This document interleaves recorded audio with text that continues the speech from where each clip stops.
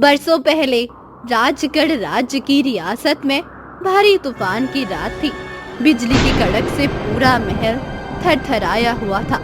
महल की सबसे ऊंची मीनार पर एक जलता हुआ दिया बुझ गया, जिसे रानी देवेश्री ने महीनों पहले संतान प्राप्ति की मनोकामना से जलाया था।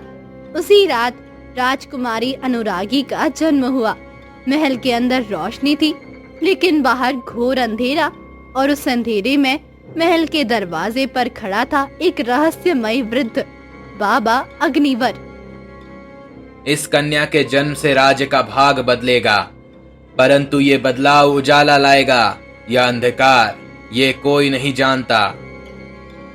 ये सुनकर महाराज महल से बाहर आए और उस बाबा से बोले, बाबा आप कौन हैं और ऐसी बातें एक नवजात के लिए क्यों कह रहे हैं? मैं वो हूँ जो समय से पहले जानता हूँ, परंतु बदल नहीं सकता। आपकी बेटी दो राहों के बीच जन्मी है, उसका भाग्य उसे चुनना है, राज्य की रक्षा या विनाश। ये सुनकर महाराजा उदय प्रताप घबरा गए। उस रात के बाद बाबा अग्निवर महल से चले गए, परंतु उनकी बातें महल की दीवारों में गूंजती रही। ऐसे ही वर्ष बीतते गए। राजकुमारी अनुरागी अब बड़ी होने लगी। वो शांत थी, गुण और कभी कभी अजीब हरकतें करती, जैसे किसी अदृश्य शक्ति से बात करना। अनुरागी बेटी, तुम ये हवा में किससे बातें करती हो? माँ, चंद्रलेखा आई थी, वही जो मुझे हर बार नजरों से छुपकर देखती है। वो कहती है मैं अलग हूँ और जल्दी ही सब जानेंगे। चंद्रलेखा, ये कौन है पुत्री? ये तुम्हारी कल्पना है या सच में कोई है? वो सच में है माँ, और एक दिन सबको दिखेगी, मगर शायद तब जब बहुत देर हो जाएगी। राजमहल में धीरे धीरे ये बातें फैलने लगी। युवराज विक्रांत, जो बचपन से ही राज्य का उत्तराधिकारी बनने को लेकर उत्साहित था, अब राजकुमारी की लोकप्रियता से चिढ़ने लगा था। पिताजी, राजकुमारी की हरकतें अब हास्यास्पद बनती जा रही हैं। वो सबके सामने हवा से बातें करती है, प्रजा उसे देवी मानने लगी है। ये सत्ता के लिए खतरनाक संकेत है। बेटा विक्रांत, वो तेरी बहन है और छोटी भी है।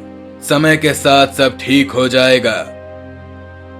अगर समय के साथ चीजें बिगड़ती गई तो क्या आप बाबा अग्निवर की बातें भूल रहे हैं? कहीं वो अंधकार वाला भाग्य सच तो नहीं?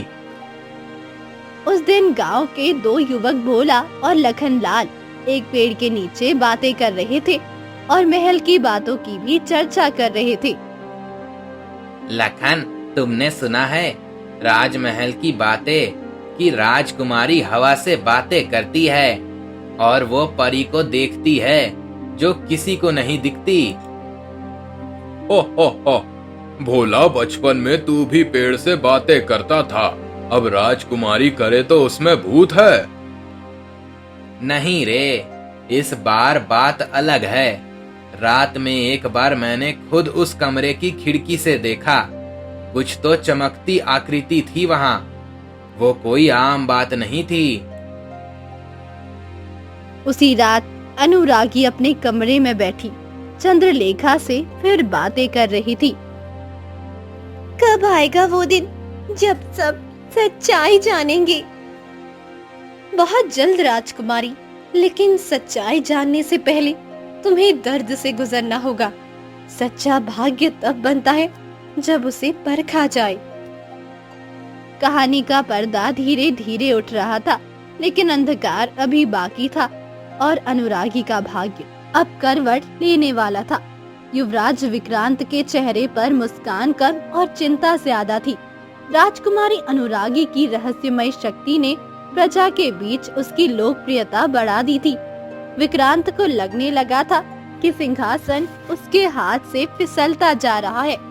एक दिन विक्रांत मंत्री से बोला, तुम समझ नहीं रहे हो, वो सिर्फ मेरी बहन नहीं है, एक खतरनाक भविष्यवाणी का हिस्सा है। अगर कुछ नहीं किया गया तो ये राज्य उसकी छाया में डूब जाएगा। महाराज, आप चाहे तो बाबा अग्निवर से इस बारे में बात किया जा सकता है। सुना है वो अभी भी उत्तर वन में अपनी साधना में लीन है। ठीक है, वही करेगा अग्निवर, जो शुरू से आग दिखाते आया है।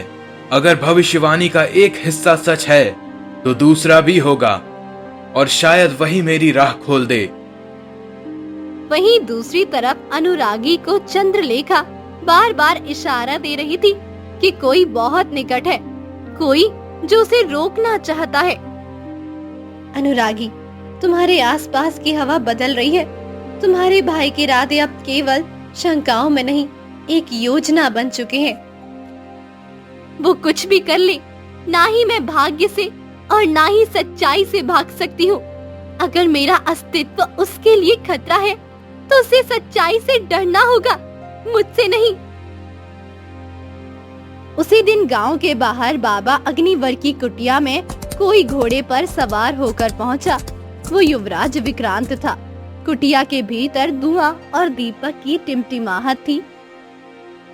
बाबा अग्निवर, मुझे आपसे कुछ जरूरी बात करनी है। समय बहुत कम है। तो वही है जिसने अपने भाग्य को हथियार समझा है। आ, अंदर आ। विक्रांत कुटिया में प्रवेश करता है। बाबा अग्निवर धुंधले से चेहरे और लाल आंखों के साथ सामने बैठते हैं। एक चमत्कारी शांति और भय दोनों के साथ वहां मौजूद थे। आपने वर्षों पहले एक भविष्यवाणी की थी। राजकुमारी अनुरागी या तो राज्य की रक्षक बनेगी या विनाश का कारण। मैं जानना चाहता हूँ कि इस दोराहे रहस्य का अंत क्या होगा। भाग्य कोई किताब नहीं जिसे पढ़ा जा सके। ये वो दीपक है जो हवा के साथ डगमगाता है। लेकिन हाँ, राजकुमारी अब खुद नहीं रुकेगी। अगर तू उसे रोकेगा तो दीपक तूफान बन जाएगा। तो आप कुछ नहीं करेंगे? क्या आप चाहते हैं कि मेरी बहन राज्य पर हावी हो जाए? सावधान विक्रांत, जिस पेड़ की छाया से तू बचना चाहता है वही तुझे धूप से बचा सकता है। अगर तू अपने ही खून से टकराएगा तो या तो तू बचेगा या तेरा राज्य। ये बातें सुनकर राजकुमार वापस महल लौट जाते हैं और अगले दिन सुबह महाराज उदय प्रताप दरबार में बैठे थे। जब भोला और लखन लाल पहुँचे और भोला महाराज से बोले, महाराज, हमने कुछ देखा है। रात के अंधेरे में युवराज विक्रांत अकेले उत्तर वन की ओर जाते दिखे। वहां कोई बाबा रहता है। हाँ महाराज, वही बाबा अग्निवर जिसे बरसों पहले आपने देखा था। अब युवराज वहां क्यों गए, ये सवाल उठता है महाराज। ये बातें सुनकर महाराज अपने मन में सोचने लगते हैं। विक्रांत आखिर बाबा अग्निवर से मिलने क्यों गया था? क्या वो अब भी उस भविष्यवाणी को सच मानता है? उन दोनों युवकों की बात सुनकर दरबार में सन्नाटा छा गया, लेकिन कोई नहीं जानता था कि असली खेल अब शुरू हुआ था। एक दिन की बात है। समय के अंधेरे में महल के बागीचे में अचानक तेज रोशनी फैली। राजकुमारी अनुरागी एक पुरानी फव्वारे वाली जगह पर खड़ी थी, जहां से हर रात उसे कोई आवाज बुलाती थी। आज वो आवाज और तेज थी। चंद्रलेखा, जो अब तक एक अदृश्य सहेली की तरह थी, पहली बार वो सामने प्रकट हुई और बोली, अनुरागी, अब समय आ गया है कि तुम मुझे अपनी आंखों से देखो, ना सिर्फ दिल से महसूस करो। तुम सचमुच परी हो? मैं कोई सपना तो नहीं देख रही? हाँ, मैं परी हूँ, लेकिन सिर्फ तुम्हारे लिए। बाकी दुनिया के लिए मैं वो रहस्य हूँ जिसे कोई पकड़ नहीं सकता। चंद्रलेखा का रूप चांदनी जैसा था, परंतु आंखों में वर्षों पुराना दुख छिपा था। उसकी उपस्थिति में शांति भी थी और चेतावनी भी। तुम अब तक मुझे जो दिखा रही थी, क्या वो सब सपना नहीं था? नहीं अनुरागी, तुम चुनी गई हो। तुम्हारा भाग्य साधारण नहीं है। कोई तुम्हारे अस्तित्व से डरता है और अब वो अपने डर को हत्यारा बना चुका है। विक्रांत, मेरा भाई, क्या वो मुझे मिटाना चाहता है?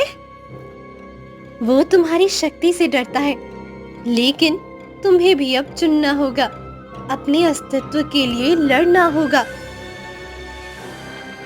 महल के भीतर युवराज विक्रांत उस रात कक्ष में बेचैन होकर टहल रहा था। उसकी योजना पूरी नहीं हुई थी, लेकिन मन में कोई अनजानी बेचैनी थी। विक्रांत अपने आप से कहता है, अगर वो परी सच में है, अगर अनुरागी को उससे शक्ति मिल रही है, तो मैं क्या करूंगा? नहीं, मुझे उसे रोकना ही होगा। कल सुबह जब महाराज दरबार में होंगे, तब मैं अपने कदम उठाऊंगा। अगली सुबह भोला और लखनलाल फिर दरबार के बाहर खड़े थे। इस बार वे डर में थे। लखन, रात को बागीचे से तेज रोशनी निकली थी। कुछ तो बहुत अजीब था। भोला, हमने जो देखा अगर राजा को बताएंगे तो कोई मानेगा नहीं, लेकिन यदि राजकुमारी के पास कोई परी है तो ये राज अब सिर्फ इंसानों का नहीं रहा। उधर रानी देवीश्री ने अनुरागी को बागीचे में अकेले खड़े देखकर उसके पास जाकर बोली, बेटी, तू हर रोज यहाँ क्यों आती है? ये बागीचा अब सूना हो गया है, लेकिन तू तो उसमें जान डाल देती है। माँ, कुछ चीजें दिखती नहीं, लेकिन होती है। जिनसे हम प्यार करते हैं, वो हमेशा हमारे पास रहते हैं। कुछ इंसान और कुछ परी बनकर। परी, क्या तू फिर से वही बातें कर रही है? माँ, वो अब बातें नहीं, अब वो सामने आई है और अब शायद बहुत जल्द सब देख पाएंगे, लेकिन डर के साथ। उसी रात बाबा अग्निवर अपने वन आश्रम में ध्यान कर रहे थे। तभी हवा में एक अजीब सी सरसराहट हुई। चंद्रलेखा की आभा वहां पहुंची। तो तू आ ही गई। तू जिसे बचाने आई है, उसका भाग्य अब खुद को चुनने वाला है। अगर अनुरागी सच्चाई से पीछे हटी तो विनाश तय है। अगर वो खड़ी रही तो बहुत कुछ टूटेगा, लेकिन राज्य बचेगा। बाबा अग्निवर के चेहरे पर एक रहस्यमय मुस्कान थी। भाग्य का पहिया घूम चुका था। राजमहल के एक पुराने हिस्से में, जहां वर्षों से कोई नहीं गया था, वहां की दीवारें अब भी कुछ कहती थी। अनुरागी को चंद्रलेखा ने एक सपना दिखाया, एक दरवाजा जो समय के पार ले जाता था। उसी दरवाजे की खोज में अनुरागी आज अकेले महल की भूल भुलैया में उतरी थी। ये वही जगह है। दीवारें बदली नहीं, बस इंसान बदल गए हैं और अब शायद मेरे अंदर भी कुछ बदलने वाला है। हिम्मत रखना, यही दरवाजा तुम्हारे अतीत और भविष्य को जोड़ता है। यहाँ तुम्हें वो मिलेगा जो कभी छीन लिया गया था। अनुरागी ने जैसे ही उस दीवार पर हाथ फेरा, एक पत्थर पीछे सरक गया और वहाँ एक संकरी सुरंग दिखाई दी। राजकुमारी उस रंग के अंदर गई और दूसरी तरफ युवराज विक्रांत को खबर मिली कि अनुरागी महल के पुराने हिस्से में गई है। ये खबर मिलते ही वो तुरंत अपनी तलवार लेकर निकल पड़ा। अगर उसने वो दरवाजा खोल लिया तो सारी सच्चाई सामने आ जाएगी। उसे अब रोकना होगा, इसी पल। सुरंग के भीतर दीवारों पर पुरानी चित्रकथाएं थी। एक परी, एक बालिका और एक सिंहासन। अनुरागी उन चित्रों को देखती रही। फिर एक कोने में पुरानी संदूक मिली। ये क्या है? किसी रानी के गहने? नहीं, ये तो मेरे बचपन की चूड़ियां हैं। माँ ने कहा था कि ये खो गई है। अनुरागी, तुम्हें जो बताया गया वो सब सच नहीं था। तुम्हारा जन्म एक संयोग नहीं, एक रहस्य है जिसे छिपाया गया। आज तुम यहाँ बहुत कुछ जानोगी। संदूक के नीचे एक पुरानी किताब थी जिस पर लिखा था रहस्य राजकुमारी का। जैसे ही अनुरागी ने उसे खोला, पीछे से आवाज आई। रुक जाओ, उस किताब को बंद कर दो अनुरागी। उसे पढ़ने का मतलब है सब कुछ तबाह करना। भैया, आप यहाँ, आप मुझसे क्या छिपा रहे हैं? मैं वो सच छिपा रहा हूँ जो अगर बाहर आया तो तुम्हें देवी समझा जाएगा और मुझे एक षड्यंत्रकारी। ये राज्य तुम्हारा बन जाएगा अनुरागी। मैं अपने हाथों से ये सब खो नहीं सकता। तो क्या आप मुझे मिटा देंगे? क्या सिर्फ इसलिए कि मैं सच्चाई जानना चाहती हूँ? विक्रांत, अगर आज तू तलवार चलाएगा तो वो खून तेरा ही होगा। अनुरागी तुम्हारी बहन है, लेकिन उससे पहले वो इस भूमि की भविष्यवाणी है। तो फिर मुझे क्या करना चाहिए? भाग्य से लड़ना भारी पड़ रहा है। आप मेरे भाई हैं, मेरे पहले गुरु, मेरी पहली परछाई। अगर आप ही मुझे मिटा दोगे तो फिर मैं क्यों बचूंगी? कुछ देर तक सन्नाटा छाया रहा, फिर विक्रांत ने तलवार जमीन पर गिरा दी। जाओ अनुरागी, जान लो वो सब जो मैं ना झेल सका, शायद तुम झेल सको। अनुरागी किताब खोलती है। पहले ही पन्ने पर एक चित्र था। एक नवजात कन्या को एक परी के हाथों रानी को सौंपा जा रहा है। नीचे लिखा है, ये कन्या देवी की कृपा से जन्मी है और एक दिन अपने अस्तित्व का अर्थ जानेगी। ये देखकर राजकुमारी अपने मन में सोचती है, तो मैं सिर्फ राजकुमारी नहीं, मैं इस राज्य की धरोहर हूँ। बाहर आकाश गड़गड़ा रहा था और चंद्रलेखा मुस्कुराकर बोली, अब खेल शुरू हो चुका है अनुरागी। आगे का रास्ता आसान नहीं, पर अब पीछे जाना संभव नहीं है। राजमहल में हलचल मची हुई थी। महाराज दरबार में गंभीर मुद्रा में बैठे थे। सुबह से ही कुछ सैनिकों ने सूचना दी थी कि महल के पुराने हिस्से में रोशनी और आवाजें देखी गई है। रानी भी व्याकुल थी और युवराज विक्रांत नजरें चुराकर चुपचाप बैठा था। कोई मुझे बताएगा कि राजकुमारी अनुरागी कहाँ है? महल के चारों ओर अफवाह उड़ रही है और मेरा ही परिवार मुझसे कुछ छिपा रहा है। महाराज, अनुरागी कल रात महल के उस हिस्से में गई थी जहां हम बरसों से नहीं गए। शायद कोई जवाब खोज रही हो। पिताजी, वही जवाब जिसे आप कभी जानना नहीं चाहते थे। वे लोग ये बातें कर ही रहे थे कि अनुरागी उस किताब को हाथ में लिए वहां पहुंची और बोली, मैं जान चुकी हूँ कि मैं कौन हूँ और अब मैं सबको बताना चाहती हूँ कि वर्षों से इस राजमहल में क्या छिपाया गया है। अनुरागी, तुम क्या कहना चाहती हो? क्या ये कोई और सपना है या फिर? नहीं पिताजी, ये सच्चाई है। ये किताब माँ की ही लिखी हुई है। इसमें लिखा है कि मेरा जन्म एक साधारण घटना नहीं था, एक भविष्यवाणी थी। एक परी ने मुझे जन्म के बाद आपको सौंपा था, ये कहकर कि मैं एक दिन इस राज्य को संकट से बचाऊंगी। राजकुमारी की बात सुनकर दरबार में सन्नाटा छा गया। सभी दरबारी, गांव वाले, भोला और लखनलाल तक चुप खड़े थे। हम तो सोचते थे ये परी वाली बातें झूठी हैं, लेकिन अब तो ये बातें सामने खड़ी हैं। जिंदा चमत्कार। अगर ये सच है तो हमें ये सब पहले क्यों नहीं बताया गया? मैं डर गई थी महाराज, मैं डर गई थी। मैं नहीं चाहती थी कि मेरी बेटी को कोई देवी समझकर उससे दूरियां बना ले। मैंने उसे एक सामान्य बच्ची की तरह पालने का निर्णय लिया था महाराज। और मैंने उसी डर को हथियार बना लिया। मैं डर गया था कि अनुरागी सब कुछ ले लेगी, मेरा अस्तित्व, मेरा भविष्य। भैया, मैंने आपसे कुछ नहीं छीना, लेकिन अगर मेरी नियति मुझे बुला रही है तो मैं अब उससे मुंह नहीं मोड़ सकती।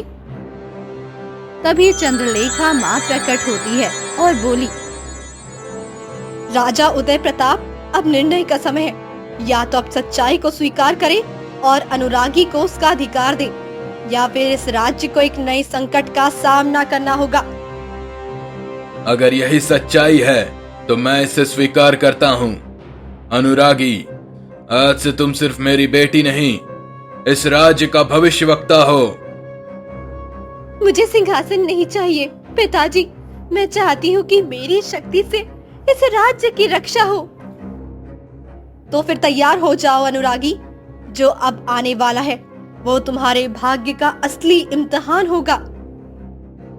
राजमहल में अनुरागी की सच्चाई सामने आने के बाद माहौल बदल चुका था।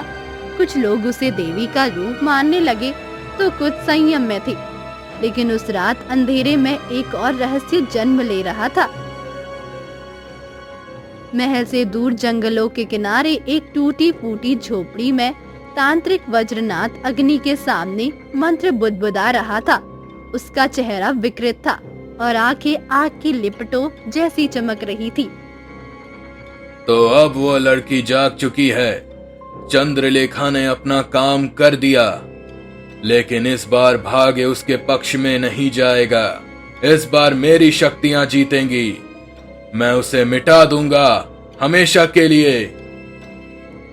उसी समय महल में राजकुमारी अनुरागी अपने कमरे में बैठी थी। सामने किताब खुली थी। राजकुमारी परी से कहती है, अगर मेरा जन्म सच में एक भविष्यवाणी का हिस्सा है तो मेरी शक्ति कहाँ है? क्यों मैं अभी एक सामान्य लड़की की तरह महसूस करती हूँ? शक्ति बाहर नहीं, भीतर होती है अनुरागी, भीतर। वो जागती है जब समय सही हो, और समय अब आ गया है। मुझे डर लग रहा है चंद्रलेखा, अगर मैं असफल हो गई तो राज्य बिखर जाएगा, लेकिन तुम असफल नहीं हो सकती, क्योंकि सत्य जब हथियार बनता है तो सबसे बड़ा रक्षक होता है। तभी महल का एक सैनिक दौड़ता हुआ महाराज के पास आया और बोला, महाराज, सीमा पर कुछ अजीब हो रहा है। जंगल के पास धुआं और लाल रोशनी निकल रही है, जैसे कोई तंत्र यज्ञ किया जा रहा हो। मुझे डर था कि वो फिर लौटेगा। मंत्री जी, सैनिकों को तैयार कीजिए और अनुरागी को भी खबर दीजिए। वो अब सिर्फ राजकुमारी नहीं है, हमारी ढाल है। रानी देवीश्री अपने कक्ष में चिंतित बैठी थी। विक्रांत उनके पास आया और बोला, माँ, मैं जानता हूँ कि मैंने गलत किया, लेकिन अब मुझे अपनी बहन की रक्षा करनी है, चाहे जो हो। अगर तू ये वादा कर सका तो एक माँ की पीड़ा हल्की हो जाएगी बेटा। राजकुमारी दरबार की तरफ जा रही थी, तभी उन्हें रास्ते में भोला और लखनलाल खड़े मिले। राजकुमारी जी, अगर आपको हमारी जरूरत हो तो हम दो गांव वाले भी आपके साथ हैं, चाहे भूत आए या तांत्रिक। ताकत तलवारों से नहीं, साथ देने वालों से मिलती है भोला भैया। धन्यवाद। सभा भवन में राजा, मंत्री और सभी उपस्थित थे। आज से अनुरागी इस राज्य की आध्यात्मिक रक्षक घोषित की जाती है। वो उस शक्ति की उत्तराधिकारी है जो वज्रनाथ के अंधकार को मिटा सकती है। मैं ना तो देवी हूँ, ना ही कोई योद्धा। मैं सिर्फ एक संतान हूँ इस भूमि की, जो अब इसके लिए लड़ने को तैयार है। अगर वज्रनाथ अंधकार है तो मैं दीपक बनूंगी, चाहे जलकर बुझ ही क्यों ना जाऊं। तभी चंद्रलेखा आकाश में चमक उठती है और उसकी आवाज पूरे सभा भवन में गूंजती है। युद्ध की घड़ी अब दूर नहीं, अगली पूर्णिमा को निर्णय होगा, अंधकार या प्रकाश। सभी खड़े हो जाते हैं। बाहर एक भयानक चीख सुनाई देती है। जंगल से उठती एक ज्वाला आकाश की ओर बढ़ रही है। पूर्णिमा की रात आ पहुंचती है। महल के चारों ओर दीप जलाए गए थे, लेकिन लोगों की आंखों में डर की परछाई साफ दिख रही थी। जंगल से उठती रहस्यमयी चमक अब धीरे धीरे महल की ओर बढ़ रही थी। कोई भी अपने स्थान से ना डिगे। आज रात सिर्फ एक युद्ध नहीं है, ये हमारे भविष्य की परीक्षा है। अनुरागी, मेरी बच्ची, क्या तू तैयार है? हाँ माँ, मैंने डर को जीत लिया है। अब मैं पीछे नहीं हटूंगी। विक्रांत आगे बढ़कर अनुरागी के सामने खड़ा होता है। तू अकेली नहीं जाएगी, मैं तेरा भाई हूँ और आज से फिर वही बनूंगा। चलो भैया, एक साथ ही सब कुछ शुरू किया था ना, आज एक साथ सब खत्म करेंगे। चंद्रलेखा एक बार फिर आकाश में प्रकट होती है। उसकी आंखों में चिंता नहीं बल्कि दृढ़ता थी। वज्रनाथ आ चुका है। अब या तो राज्य की आत्मा बचेगी या वो इसे अंधकार में डुबा देगा। जैसे ही अनुरागी, विक्रांत और चंद्रलेखा जंगल की ओर बढ़ते हैं, काले धुएं के पीछे से वज्रनाथ प्रकट हो जाते हैं। उसकी आंखें खून जैसी लाल थी और वो कहते हैं, अच्छा तो ये है चमत्कारी कन्या।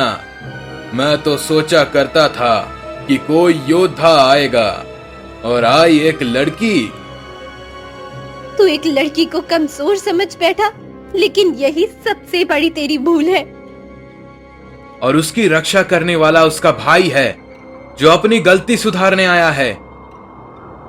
वज्रनाथ ने मंत्र पढ़ने शुरू कर दिए।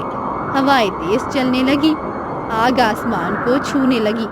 लेकिन अनुरागी ने अपनी किताब खोली और एक श्लोक पढ़ना शुरू किया। अंधकार नाशधिमिः सत्य प्रकाशाय स्वाहा। राजकुमारी के मंत्र पढ़ते ही एक तेज उजाला चारों तरफ फैल गया। चंद्रलेखा की ऊर्जा अनुरागी में समा गई और वज्रनाथ चीख उठा। ये शक्ति कैसे जागी? यह असंभव है, यह नहीं हो सकता। तेरा अंत तेरी शक्ति नहीं, मेरे विश्वास ने किया है। जैसे ही अनुरागी का हाथ ऊपर उठता है, वज्रनाथ की आग बुझने लगती है। उसके मंत्र टूट जाते हैं, वो जमीन पर गिर जाता है। जंगल में शांति छा जाती है। सुबह की पहली किरण महल की छत पर पड़ती है। राजा उदय प्रताप महल के द्वार पर अनुरागी और विक्रांत का स्वागत करते हैं। आज से ये राज्य नहीं, ये पूरा युग तेरा नाम गाएगा बेटी। तू सिर्फ मेरी बेटी नहीं, तू हमारी रक्षक है, रक्षक।